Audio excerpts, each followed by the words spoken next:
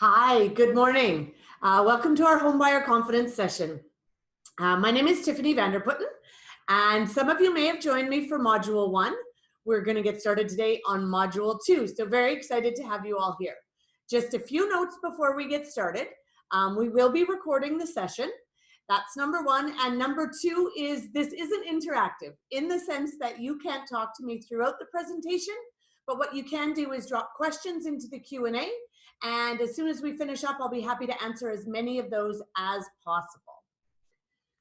So for those of you who were here last time, our Module 1 was about getting ready to buy. And that's about helping you budget, getting your finances in place, learning about mortgages, knowing what to look for in a home. Module 2 is buying like an expert. So from the point that you find the home you'd like to buy to the point you take possession. Module 3, in case any of you are interested, is if you choose to build. So if you buy from a builder and you buy a bare piece of land and you're going to build a home on it, what to expect. So stay tuned for that one. Today, we're going to focus on buying like an expert. We're going to jump right into it here.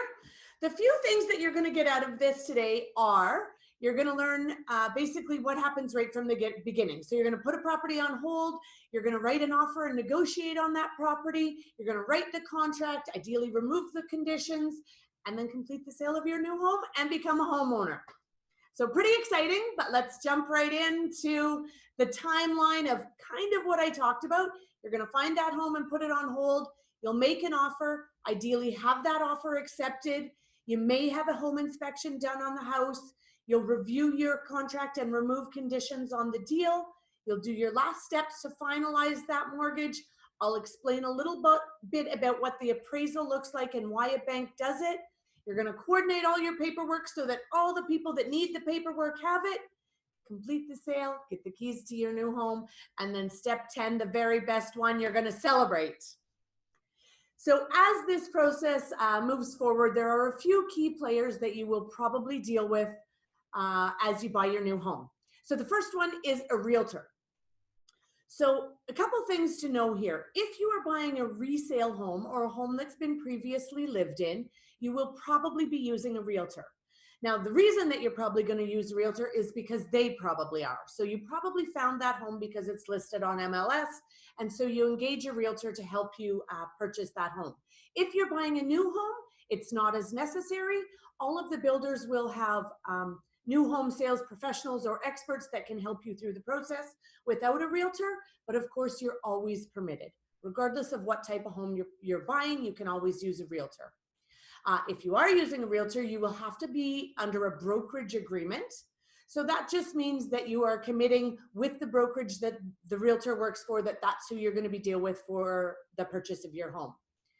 But what I want you to remember is under brokerage agreement or not, if you are truly unhappy with the realtor you're working with, and by unhappy, I mean you're not getting the service you want, they're not fulfilling their end of the bargain, then you can switch realtors.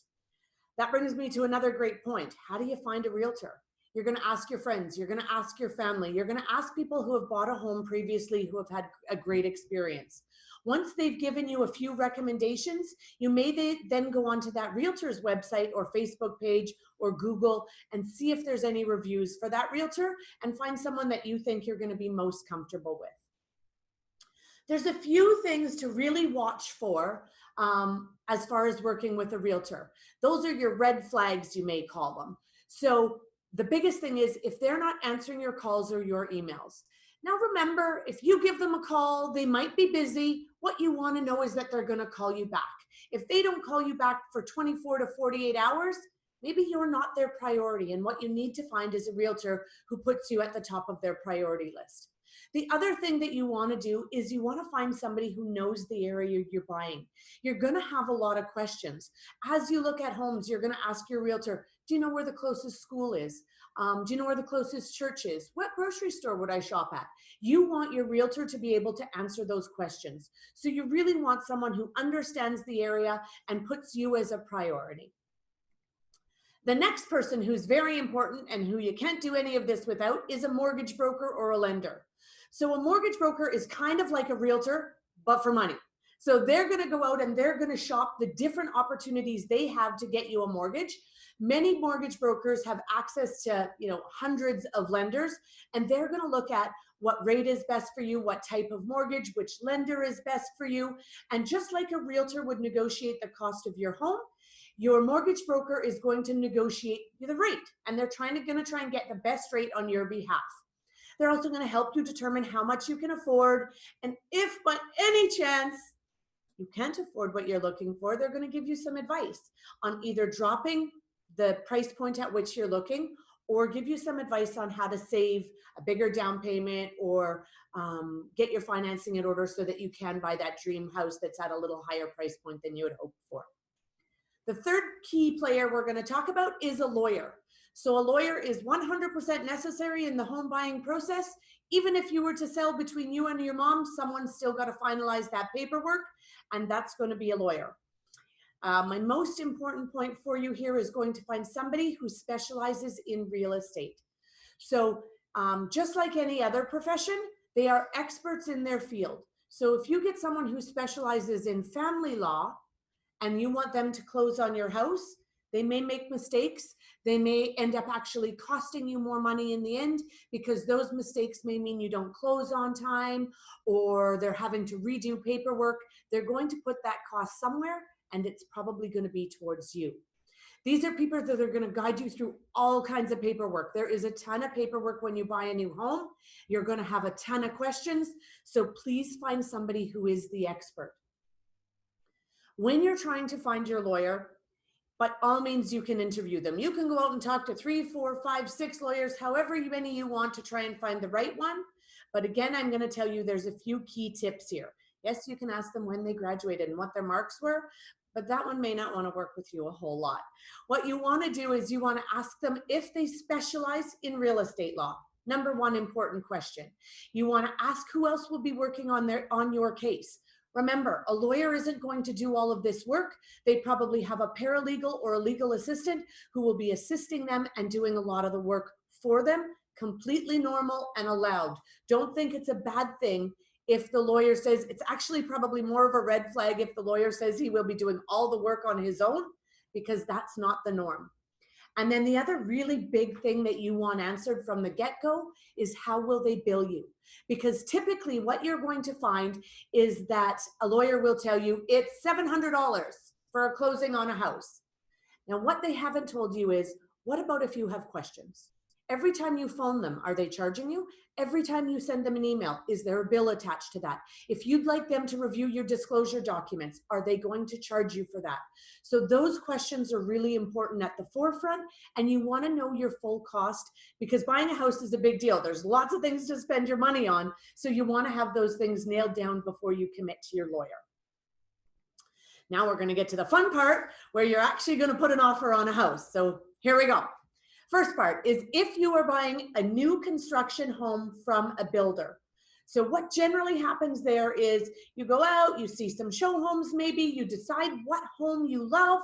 It might be at some point of construction, it might be completed, or it might just be that you're going to buy and build.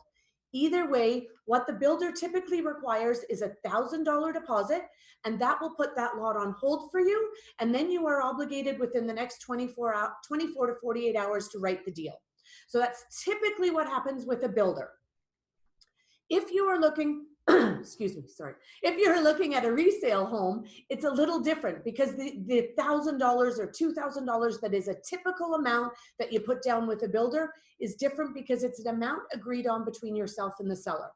So, a typical number is there's a $5,000 deposit put down prior to writing that deal. That lets the seller know that you are serious about writing it.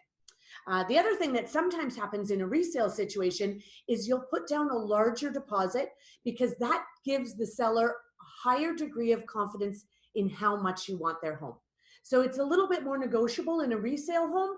If you say to a builder, I'll put down $10,000 as a hold, it means absolutely nothing.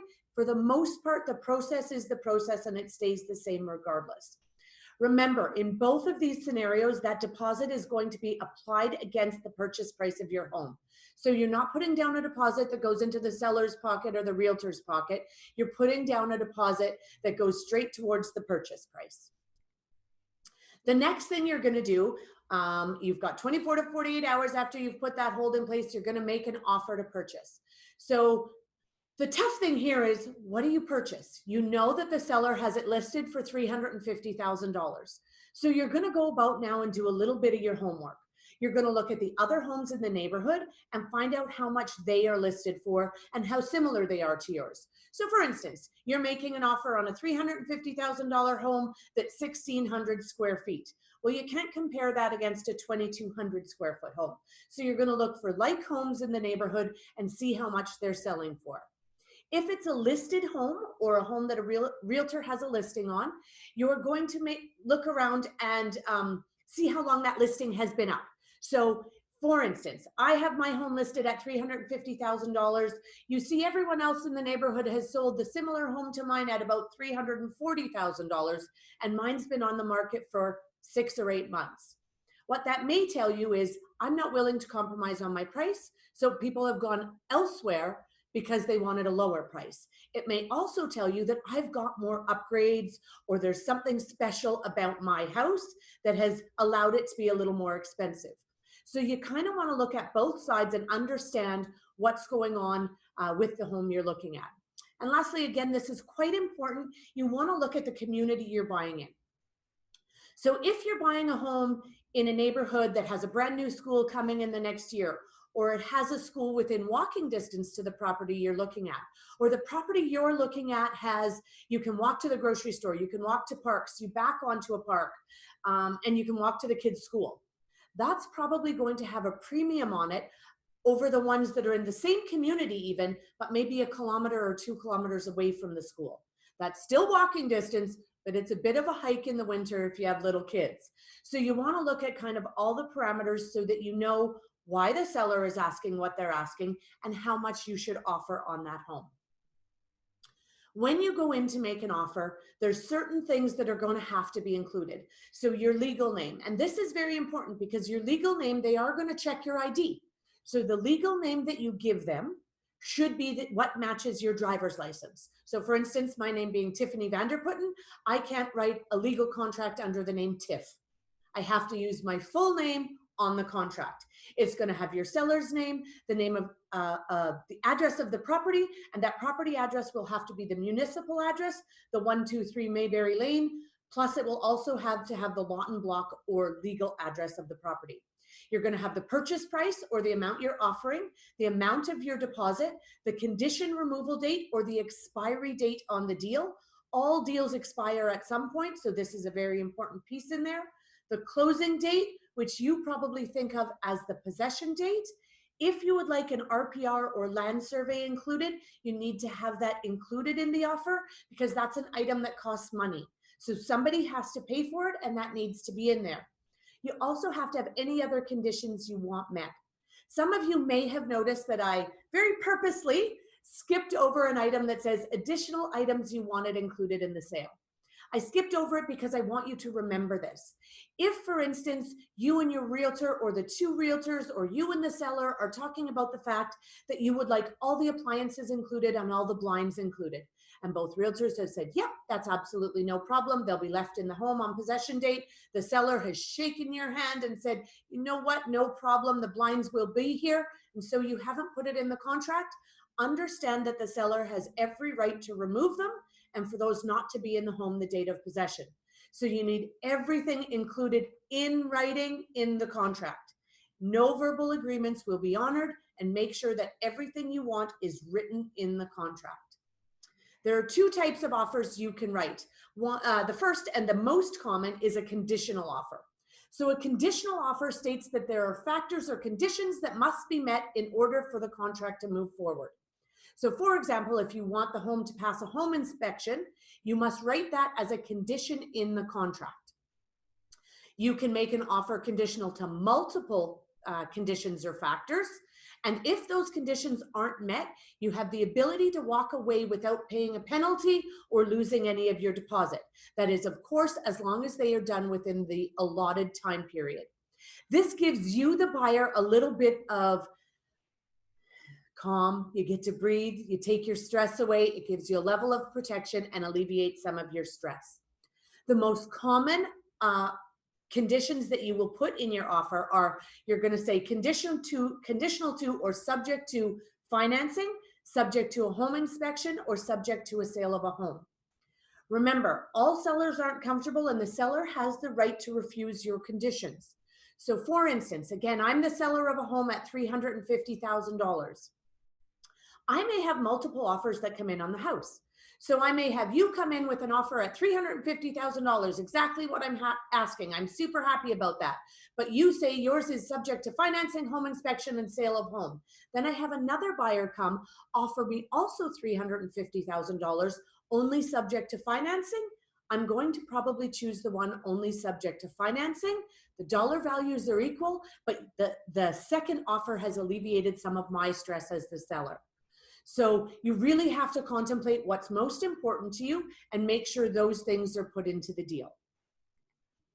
Unconditional offers is when you write an offer with none of those. So you write the offer the same day you write it. As long as the seller accepts it, you both sign off on it, and it is then legally binding. You have a legally binding contract that requires you to take possession of that house. So there is no timeline, no 7 to 14 days where you have the ability to back out and get your deposit back. You are done. You have to move forward with this home. Now, the couple benefits to this are that you've alleviated all the seller's stress. So from the seller's point of view, this is awesome. They love to get an unconditional offer. They may even accept a lower offer. So in that first scenario, I was talking about both parties offering me $350,000. With an unconditional offer, the person may offer me $348,000. I'm still going to take it over the others because there is no stress. I know the moment that is signed, my home is sold, and all I have to do now is wait for possession. But as the buyer, please make sure you are 100% sure, because as I said, you are contractually obligated to take possession of that house. So if anything changes prior to the possession date, you still are responsible for that, the financing of that home. If you're purchasing a new home, one of the things that I like to warn or advise people to do is have all of the upgrades they want in their home negotiated on the front end. So for instance, if I walk into a home and the standard in that home comes with laminate flooring throughout the entire main floor and a 36-inch cabinet. But what I really want is hardwood flooring and tile in the half bath on the main with a 42-inch cabinet. It's best for me to negotiate before, well, I'm negotiating my deal. So I want to lump all the things that I want into the price of the new home and have the builder agree to it on the front end. The truth is, once conditions are removed on that sale, the builder doesn't have to offer any more changes. That is a legally binding contract, and no changes have to be made. Many builders may allow you to, but they don't have to. The price that was offered at the front end is also doesn't have to be the same price once conditions are removed. So if you are buying a new home and you want to negotiate some upgrades, that should all be done at this point when you're in at the offer stage and you have to decide what you're offering, get all those upgrades included in the offer. The next great thing is when they accept your offer. So you may have gone back a little bit, I asked for $350, you came back at $340, I said $349, you said $347, we agreed at $348. So that kind of might happen. You might have a little bit of negotiation back and forth. And if you're using a realtor, your realtor will probably do a lot of that for you. But if you're representing yourself, you're probably going to have to do that yourself. But the great part here is you get your offer accepted, buyer and seller are both happy with the offer, and this puts you into what's called the conditional phase of your offer. So this will give you, this will give you about 7 to 14 days from that date that it goes conditional to do any of the things that you had listed at conditions. So if it was conditional to financing, at this point, you're going to send your lender a copy of that conditional offer, what you offered, exactly what the house is. You're going to send all of that to your lender. If you have said it's conditional to a home inspection, you will book a home inspection as soon as possible so that you can make sure that you get that report back from the home inspector with plenty of time to review it before your conditional period ends. As I said, this might be the time for a home inspection. There's two scenarios here again. If you're buying a resale or previously lived in home, you kind of want to do a home inspection because you don't know how the people that lived in it previously took care of the home. You don't know if they had ever, cleaned out their gutters on their roof, or if they changed their furnace filters, or you don't know any of those items. So you really want to make sure that you've got that covered, and a home inspector will help walk you through that. If you're buying a new home, it's not necessarily as important. You've probably had many city inspections already happen on that house, and you have guarantees and warranties. So the builder is going to offer you a warranty. Most of your appliances will come with a warranty. So it's a different scenario in that you don't have to worry about how the last person cared for or lived in the home. So there's kind of the differences. You're always allowed to do one. So even if you buy new construction, you are allowed to do a home inspection, but the choice is a little bit different in that scenario, but it is totally up to you. Anticipate paying somewhere between $400 and $800 for a home inspection, and we're going to walk through a little bit of the things that you should be getting out of it. Number one, please be present with your home inspector. If you're paying anyone, $400 to $800 for a 2 to 3 hour inspection, to get the most out of it, you need to be there with them. You want to know that they are accredited in the province you live in, and you want to be able to inspect the home or ask questions as you go through it with that home inspector. So feel free to, fill the sink up with water and make sure it holds water. Then when you pull that drain, open the cabinet and look underneath and make sure there's nothing dripping. Ask questions with your realtor, with your lawyer, with your mortgage broker, with your inspector. The number one thing is you want to be comfortable with these people. You want to be able to ask them questions and have them answer them in a manner in which you understand. All of these people will have a heightened level of expertise in whatever area they're dealing with, but you have to remember they need to be able to explain it to you in a way which you understand. So if the inspector says something to you and explains it and you still don't understand, ask again. Get them to re-explain it. Once the home inspection is complete, and please, the other thing I ask for is ask them to do some thermal imaging. You can't see behind the walls, but a thermal imaging gun can. So make sure that is completed during the home inspection. Once you get a list of repairs that may be required, they may give you a list that says things that should be immediately done, things they anticipate will need to be done in the next year, and then things that may need to be done in the next 2 to 5. You need a comprehensive list of that. Make it yourself. Don't rely just on the report, and then associate a cost with each of those repairs that you've listed. Because the next thing you're going to do, if there are immediate repairs that are needed, you're going to negotiate that. So you're either going to negotiate it with the buyer that it is their responsibility to repair them before you move in, or you're going to negotiate the cost of those things off the offer you're making them. So that's where the home inspection becomes very important when you're looking at especially a resale home, but even a new home under some circumstances. When you buy a new home, this is what becomes very, very important. In almost every new community, you're going to have architectural guidelines and controls. What you won't know about these is what's allowed or not allowed on the exterior of your home. So please ask your salesperson or go to the developer website and download the architectural guidelines and controls. You want to know if there are any monthly or yearly fees. You also want to know if, for instance, you buy a house that has a detached garage or has the possibility for a detached garage and it hasn't been built by the builder, you intend to build it on your own. There are going to be rules attached to that. Do you have to use the identical siding that was used on the home? Is there controls over if you want to put stone? Is there controls over what door you can put in that garage? So those things are usually all covered under the architectural controls. One of the things we see quite frequently, especially with people that buy a rear detached home, is they want to put a big old concrete pad that goes halfway through their backyard and park their RV there. Well, sometimes these architectural controls or guidelines don't allow you to do that. So if that's your intent, when you make that offer, make sure you've also read the architectural guidelines and controls. The other thing that is covered in these is your landscaping. So for instance, your developer may require that you have 1 tree and 5 shrubs put in place. In the city of Edmonton, for example, it's different for every city, but the city may require that you have 2 trees and 6 shrubs. In Edmonton, you've got to do whichever is the greater of the two. So in that case, you would have to put 2 trees and 6 shrubs.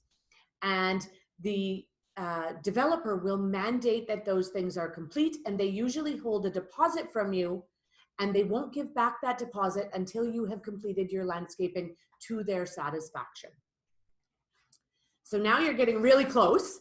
Now's the point where you're going to review the contract in its entirety one more time. Make sure, for the most part, you know all of the things you know, but you don't know what you don't know. So what I mean by that is you're going to look through and you're going to see if there's anything you don't understand, and you're going to ask the question before you remove conditions. So you want to make sure you understand everything that you're committing yourself to, and you're going to sign and waive conditions on whatever items you included. As I say, most commonly that's financing, but sometimes there are others as well. And at this point, once you've removed conditions, you are now going to sign that finalized document to your lender. So your lender will require a copy of the document with the condition removal in there. If you are buying a home with less than 20% down, less than 5% down, oops, almost screwed up. Less than 20% down, you are going to have an insured mortgage. That insured mortgage will typically be with CMHC, or that's the one you normally hear about, but it could also be with Genworth Canada or Canada Guarantee. So all mortgages under 20% in Canada require to be an insured mortgage. As I go to the next slide, this is talking about mortgage insurance. So this is something that the lender will offer you. It is in case of death, in case of job loss, what will be covered on your mortgage. I am not a financial analyst or advisor. I don't sell this product, and I am not going to advise you on it. What I'm going to tell you is do your homework. So the one thing you may or may not know is they'll talk to you about this. You don't have to take any of it. You can decline all mortgage insurance. That's your prerogative. I'm not telling you to do that either. I'm telling you to do your homework. This is when you have to go and figure out which insurance is right for you, and to remember that this is different than having an insured mortgage because you put down less than 20%. Those are two very different things. So remember, if you choose insurance, make sure you do your homework first. As we go through now the lender checklist. So now we've removed conditions on the deal. You've sent the deal to your lender. Here's the other things, if they haven't already asked you for, that they will ask you for. So you will need your most current T4. You'll need your pay slips from probably the last 4 to 6 weeks. And you're going to need a letter from your employer stating that your employment is in good standing. You will need to let your lender know if there are any other sources of income you have. And then you're also going to have to tell them how you got your down payment. So if you're using just saved funds, awesome. They'll just need to see that it's been in your bank account. If you are using money coming from your RRSPs, they will just need to see proof of the withdrawal into your savings or checking account. If you are using gift money, they will need a letter from that person giving you the gift stating that it's not a loan, that this truly is a gift that you never have to pay it back. And remember, with gift money, if we look at the same $350,000 home example, you had to save $17,500. If somebody is gifting you $5,000, you still need the same letter. So it doesn't matter if they give you $1,000, $17,500, or anywhere in between, you need that gift letter stating that it's not a loan. The other things you're going to need is the offer to purchase, the entire office to purchase that says the amount of deposit that was already put down. The lender may need a list of your current assets and liabilities. So that's anything you owe or own. And then of course, a void check to set up your mortgage payments. And the other thing that I want to kind of go through really quickly, this is similar to what your lender needed, but they're going to need the address of the new home, the closing date, an estimate of property tax, condo fees, and heating. They're going to need a copy of the real estate listing. So if you purchased a resale home or a new home that was listed by a realtor, they need a copy of that listing. They need a complete copy of the offer to purchase, including the waiver of conditions in there. They need a copy of the home appraisal if one was done, copy of the home inspection if one was done, and a copy of the land survey or RPR if that was completed. Very, very, very important. They need your lawyer's name, address, and contact info. Once you have kind of signed everything and done your part, a lot is done between the lawyers and the lenders. So the lawyer's name and contact information is very, very important. If you have bought a condominiumized property, they will also need a copy of the condominium docs. A couple things that I like to tell you here is, please don't buy anything between when you remove conditions and you've now sent all of this to everyone. Your lender has all the information. This is not the time to go buy a new boat. This is not the time to go buy a new quad or a new car. This is time to stay status quo in your financial position until you take possession of your new home. Then you can figure things out one more time. The other thing that I like to mention here that I don't know if everyone knows, especially if you're coming from a rental situation, when you pay your rent, you pay it previous to living there. So for April, you're paying your rent on April 1st. If you move into a home that you have purchased on April 1st and you're making monthly payments, your first payment doesn't come out till May 1st. So that's another one of the differences between rent and mortgage. And a lot of people, when they're trying to juggle getting out of their rental, they're really afraid that they're going to have to make 2 payments. Well, because they're made at different time frames, sometimes it doesn't come into play at all. So keep that in the back of your mind as you're buying as well.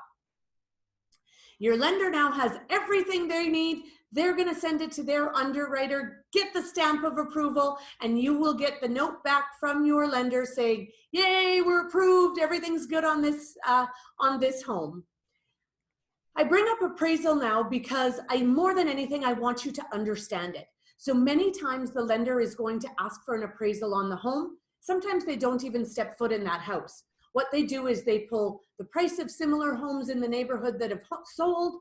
They pull the dimensions on your home. They'll want to know what kind of furnace is in it, what kind of shingles. So they'll want some details. What they're doing is they want to ensure that the money they're lending you.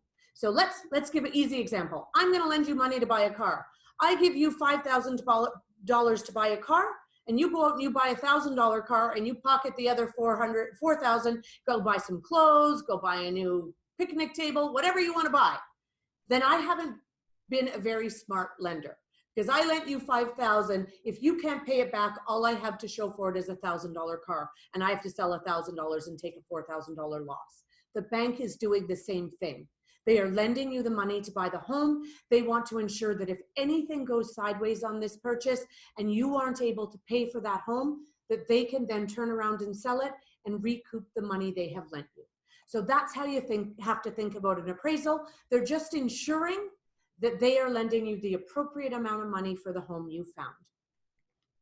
When it comes to paperwork, there is a lot of it. And we're at an age now where half of it will be digital, half of it will be physical paper. So what you have to decide is how you want to keep all of that. At Rohit Communities, we have a little folder here that we offer, and it's got a bunch of folder slots inside for you to keep everything. You can use something like that. Works great. But then if you get anything digitally, you've got to print it out and put it in here. Because the number one thing is keep everything in one spot and keep it all together.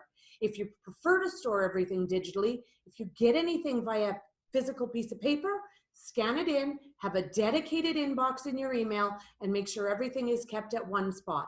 So that if the lender or the lawyer calls and asks for one little thing that they can't seem to find, you've got it and you know where you are and you are more organized than anyone else. When it's time to close on your home, so you removed conditions, and maybe when you removed conditions, you said, okay, I'm going to remove conditions on May 10th, and I want a June 10th possession. So now June 10th is here. You've signed all your paperwork with your lawyer in the last week, and now what happens is you're kind of out. Your signatures have all been made. Everything has been requested from your lender. Your lawyer then goes and says to your bank. So if you got your mortgage from, let's just say, the Royal Bank, okay? You get your mortgage from the Royal Bank. Your lawyer is going to call the Royal Bank and said, hi, can you send us the funds on this file? And they'll state the address and the file number. Your lender will then send all the money to your lawyer. Your lawyer will double check, make sure everything is signed, everything is in a good status. Then they will send that money to the seller's lawyer. Once the seller's lawyer has the money, they will do what's called releasing keys. So if you bought with a realtor, those keys are typically released from the seller's lawyer to the realtor, and the realtor will meet you either at their office or more typically at the property you just purchased, and they'll give you those keys and you are now a proud homeowner. If you bought from a realtor, the seller's lawyer, which would be the builder's lawyer, will let the builder know that all funds are in place and we can release keys.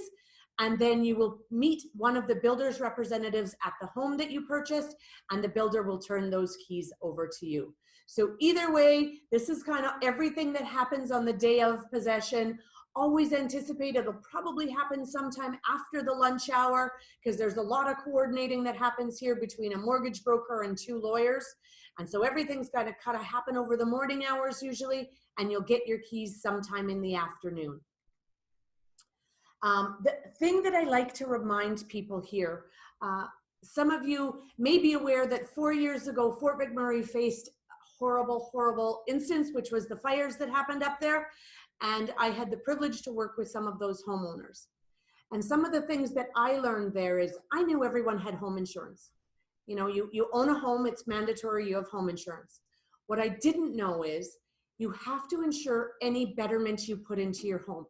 So for instance, we talked about before that you put hardwood into your home and some tile in the bathrooms and you upgraded your cabinets. When you go and get your insurance on that home, please let your insurance agent know that you've made those changes. Because in the event of a complete loss of home or damage to those things, the insurance company will only repair to what the original spec was. So please make sure your insurance agent knows everything that has been added to the home. If a year into owning that home, you decide to build a shed or a deck, or you decide to build that detached garage, you need to call your insurance agent, because those things need to be added to your policy. Okay, so please just make sure that your agent asks all the right questions, and that if you think they've missed something, that you ask them. Again, it's really good to be very comfortable with this person. Congratulations, you're a homeowner. This is a huge step, and you should be really, really proud of yourself. It's a privilege that's not afforded to everyone, and it's hard work. It's hard work to save the money. It's hard work being a homeowner, but it's so worth it. And you should be very, very proud of yourself if you're in your new home. Now, if by chance you bought a home that is a bare lot and you've decided to build a home from scratch from a builder, there's a lot that goes into the construction process. So we want you to stay tuned. Our module 3 deals with everything that goes into building a new home. What happens after condition removal and what you should be prepared for. If you are moving into a brand new Rohit Communities home, we want you to know that we've thought of everything we possibly could. We have brilliant designs. We want you to feel better about where you live. We want you to be proud of where you live. We've curated 6 designer home interiors so that basically all you have to do is decide which one best suits your personality. And then from that point forward, you get to decorate it to enhance that personality. We thank you very much for joining us today. I'm going to guess that there might be a few questions that have come in that I'll try and get through now. But what I want to tell you is, if for some reason we don't get to your questions today, please feel free to email them to us. You can go onto our website and you can register. You can throw them into the questions, the Q&A on this, and we'll still get them if you throw us your email. That doesn't go out to all the other participants. It's just with us here. So I'm going to give a quick second and I'm going to grab a few questions.